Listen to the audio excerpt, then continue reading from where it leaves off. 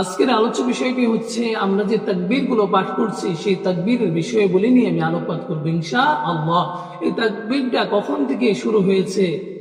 এই তাকবীরটা শুরু হয়েছে ঈদের আগের দিন থেকে, 9 জিলহজ থেকে 13 জিলহজ পর্যন্ত এই তাকবীর গুলো অব্যাহত থাকবে। এই তাকবীর কে কি বলা হয়? প্রথম তাকবীরকে কি বলা হয়? তাকবীর হচ্ছে তাকবীরে তাশরিক বলা হয়।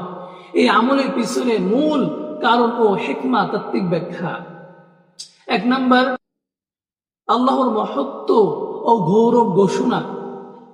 আল্লাহ রাব্বুল আলামিন কুরআনুল কারীমের মধ্যে ঘোষণা করেন, ওয়াযাক্কিরুহুম বিআইয়ামিল্লাহ। সূরা ইব্রাহিম আয়াত 5 নাম্বার। আল্লাহ পাক কুরআনুল কারীমের মধ্যে বলেন, তুমি তাদের আল্লাহর দিনসমূহ স্মরণ করাও। হে রাসূল, আপনি তাদেরকে আমার দিনসমূহ, এই দিনসমূহ আমি যে দিন আপনাকে দিয়েছি সেই দিনসমূহকে স্মরণ করাও। সুবহানাল্লাহ।